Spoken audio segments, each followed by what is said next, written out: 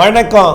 செல்வகுமாரின் கணவாய் காற்று பகுதிகள் முக்கடல் மீனவர்களுக்கான காற்று பற்றிய முன்னறிவிப்பு, இலங்கைக்கான வானிலை ஆய்வறிக்கை மூன்றும் இணைந்தது.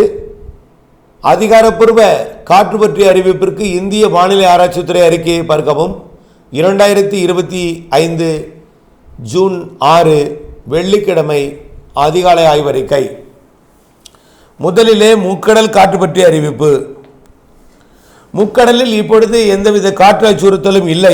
7ஆம் தேதி வரை மீன்பிடிக்கலாம் என்று ஏற்கனவே சொல்லியிருந்தேன். அந்தமான் வடக்கு பகுதி, மியான்மர் கரையோர பகுதியில் வளிமண்டலத்தில் மேலடுக்கில் ஒரு காற்று சுழற்சி ஏற்பட போகிறது. மேலும் பசிபிக் பெருங்கடலை நோக்கியும் தென்சீன கடல் வழியாக, தாய்லாந்து வளைகுடா வழியாக, வியட்நாம், கம்போடியா, லாவோஸ் மற்றும் தாய்லாந்து வழியாக தென்மேற்கு பருவக்காற்று பயணிக்கிறது. தற்பொழுது 7ஆம் தேதி வரை மன்னார் வளைகுடா, குமரி கடற்பகுதிகளில் எந்தவித பெரும் அச்சுறுத்தல் காற்று இல்லை. எடை குறைந்த படகுகளுக்கு மட்டும் அவ்வப்பொழுது அச்சுறுத்தலை கொடுக்கும் காற்று இருக்குது. ஆனால் 7ஆம் தேதி இரவிலிருந்து மன்னார் வளைகுடாவில் காற்றோட வேகம் சற்று கூடும். மன்னார் வளைகுடாவிலே 8ஆம் தேதி மாலை இரவிலே கண்டிப்பாக மன்னார் வளைகுடா, பாக்ஜல சிந்தி பகுதியில் காற்றோட வேகம் சற்று கூடியிருக்கும். அது எடை குறைந்த படகுகளுக்கு கண்டிப்பாக படகுகளை இயக்குவதில் முழுமையான சவாலை கொடுக்கும். 8ஆம் தேதியிலிருந்து 8ஐ விட 9 காற்றின் வேகம் மேலும் கூடும், 10 மேலும் கூடும். 9ஆம் தேதி பார்த்திங்கன்னா 65 கிலோமீட்டர் வேகத்தில் கூட மன்னார் வளைகுடாவில் காற்று இருக்கலாம். அது வடகடலோரம் வரைக்கும் அந்த அச்சுறுத்தும் காற்று 9ஆம் தேதி 10ஆம் தேதியெல்லாம் இருக்கும். தொடர்ந்து இந்த காற்று 11ஆம் தேதி 12ஆம் தேதியெல்லாம் விசைப்படகு, அதாவது 9ஆம் தேதியிலிருந்தே காற்று இருக்கும். 10, 11எல்லாம் விசைப்படகுகளுக்கு தடை விதிக்கும் அளவில் மன்னார் வளைகுடா, குமரி கடற்பகுதிகளில் காற்று இருக்கும். 8ஆம் தேதியிலிருந்து பாலக்காட்டு கணவாயில் லேசான மேற்கு திசை காற்று கிழக்கு நோக்கி இருக்கும். 9, 10, 11 தேதிகளில் பாலக்காட்டு கணவாய், ஆரல்வாய்மொழி கணவாய், ஆரியங்காவு கணவாய் மற்றும் மைசூர் வழியாகவும் மேற்கு திசை காற்று சற்று வலுவாக இருந்து காற்று குவிதலை வங்கக்கடலோரம் வரைக்கும் ஏற்படுத்தி மழைப்பிடிப்பை வங்கக்கடலோரம் வரைக்கும் மாலை இரவு இடிமழைப்பிடிப்பை கொடுக்கக்கூடிய காற்றாக கணவாய் காற்று பகுதிகளில் இருக்கும். காற்று இருக்கும். கணவாய் காற்று பகுதியில் காற்று இருக்கும். அடுத்தபடியாக 12ஆம் தேதியும் அதே போல் வலுவான காற்று தான். தொடர்ந்து வலுவான காற்று மன்னார் வளைகுடாவில் வரக்கூடிய 14, 15எல்லாம் மிக கடுமையாக இருக்கும். 19ஆம் தேதி வரைக்கும் அச்சுறுத்தல் காற்று. இதில் தென்மேற்கு பருவமழை தீவிரமடையக்கூடிய நாள் பார்த்திங்கன்னா 14, 15, 16ஆம் தேதி எல்லாம் கடுமையான காற்று இருக்கும். அரபிக்கடல், குமரிக்கடல் 13லிருந்து அரபிக்கடலுக்கு அச்சுறுத்தும் காற்று 13லிருந்து 14 கடுங்காற்றாக இருக்கும். 14, 15ஆம் தேதி, 16ஆம் தேதி எல்லாமே ஒட்டுமொத்த முக்கடலிலும் கடும் அச்சுறுத்தும் காற்று. கண்டிப்பாக முக்கடலிலும் மீன்பிடித்தலுக்கு தடை ஏற்படுத்தக்கூடிய காற்று.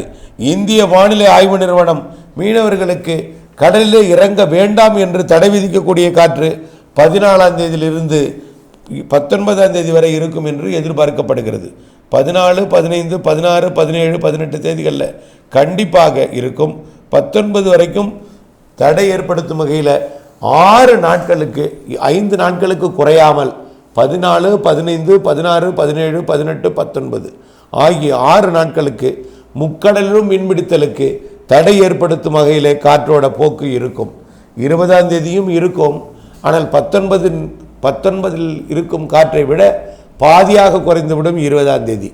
21ஆம் தேதி மேலும் குறைந்துவிடும். மேலும் புதிய நிகழ்வு உருவாகும். அது வரைக்கும் மன்னார் வளைகுடா மற்றும் பாக்ஜல சிந்தி பகுதிகளில் லேசான மிதமான காற்று இருந்து கொண்டே இருக்கும். எடை குறைந்த படகுக்கு சவால் கொடுத்து கொண்டே இருக்கும். ஆக தொடர்ந்து எடை குறைந்த படகுகளுக்கு இன்றைக்கும் நாளைக்கும் தான் எடை குறைந்த படகுக்கு ஒரு மீன்பிடித்தலுக்கு வாய்ப்பு. 7ஆம் தேதி மாலைக்கு பிறகு 8ஆம் தேதியிலிருந்து 20ஆம் தேதி வரைக்கும் எடை குறைந்த படகுகள் மீன்பிடித்தல்ல கடும் சவால் இருக்கும். விசை படகுகளுக்கு கடும் சவால் இருக்கும். 13, 14, 15, 16, 17, 18, 19ஆம் தேதி வரை என்பதை நினைவில் கொண்டு திட்டமிட்ட கடல் தொழில் செய்ய அன்போடு கேட்டுக்கொள்கிறேன். அடுத்தபடியாக காற்று பகுதிக்கும் இப்படி தான் இருக்கும். வரக்கூடிய 8ஆம் தேதியிலிருந்து மேற்கு காற்று இருக்கும். காற்று குவிதலை கடலோரம் ஏற்படுத்தும். 12ஆம் தேதி வரை இப்படி மேற்கு காற்று மிதமாக இருந்து கொண்டே இருக்கும். 13ஆம் தேதியிலிருந்து காற்று வலுப்பெறும். கணவாய் பகுதிகளில் காற்றுடன் கூடிய சாரல் மழை பொழிவு அது கணவாய் பகுதிகளில் மேற்கிலிருந்து கிழக்கு வரை கொண்டு வரும்.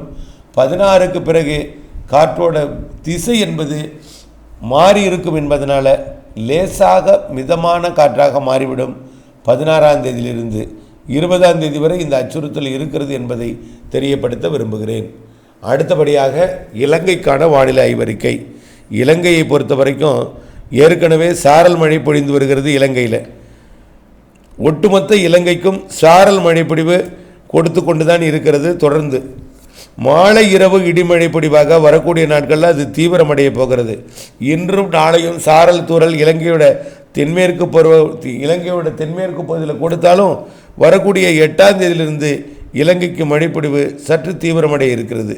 9 மேலும் தீவிரமடையும், 10 மேலும் தீவிரமடையும். அதாவது பரப்பில் அதிகரிக்கும்னு சொல்லலாம். பரவலான மழைப்பொழிவாக மாறும். 12, 13 மேலும் பரவலான மழைப்பொழிவாக மாறும். ஒட்டுமொத்த இலங்கைக்குமே மழைப்பொழிவை வரக்கூடிய 13ஆம் தேதியிலிருந்து கொடுக்க போகிறது தென்மேற்கு பருவமழையாக.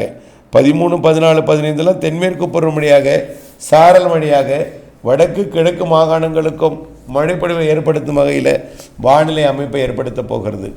தென்மேற்கு பருவமழை காலத்தில் இலங்கையோட தென்மேற்கு பகுதியில் மட்டும்தான் பொழியும். ஆனால் இந்த ஆண்டு இலங்கையோட வடக்கு கிழக்கு மாகாணங்களுக்கும் கிழக்கு கரையோரத்திற்கும் மழைப்பொழிவை கொடுக்கும். கண்டிப்பாக 100% உறுதியாக தினசரி இலங்கையோட கொழும்பு, காலி, கோட்டை பகுதிக்கும் மலைப்பகுதிகளுக்கும் அதாவது ஹம்பந்தோட்டா மற்றும் ரத்னபுரா, கண்டி போன்ற பகுதிகளுக்கும் மழைப்பொழிவு இருக்கும். ஒட்டுமொத்த மழைப்பொழிவு வரக்கூடிய 13ஆம் தேதியிலிருந்து தீவிரமடைந்தாலும் ஜூன் இறுதி 10 நாளும் அப்படிப்பட்ட நிகழ்வுகளால் மீண்டும் தீவிரம் இருக்குது. ஜூனை விட ஜூலை அதிக மழைப்பொழிவு இலங்கைக்கு தெரிகிறது. ஆகஸ்ட், செப்டம்பர், அக்டோபரில் இன்னும் கொஞ்சம் கூடுதல் மழைப்பொழிவு தெரிகிறது. தென்மேற்கு பருவமழை சராசரிக்கு கூடுதல் மழைப்பொழிவை இலங்கைக்கு கொடுக்கும் என்பதில் மாற்றமில்லை. அதே நேரத்தில் வடகிழக்கு பருவமழை சராசரிக்கு மிகுதிக்கு மிகுதி, சிறு நிகழ்வும் வலுவான மழை தரும், வலுவான நிகழ்வும் உண்டு என்பதை நினைவில் கொள்ளுங்கள். 2025 வடகிழக்கு பருவமழை 2026 பிப்ரவரி வரை தொடரும் என்பதில் மாற்றமில்லை. தொடர்ந்து வானிலை ஆய்வறிக்கையுடன் இணைந்திருந்து வானிலை அறிந்து விவசாயம் செய்திடவும், அப்டேட்ஸ் துல்லியமறிந்து திட்டமிட்ட வேளாண்மை செய்திடவும் அன்போடு கேட்டுக்கொள்கிறேன். இணைந்தே இருங்கள் வானிலை அறிக்கையுடன். நன்றி.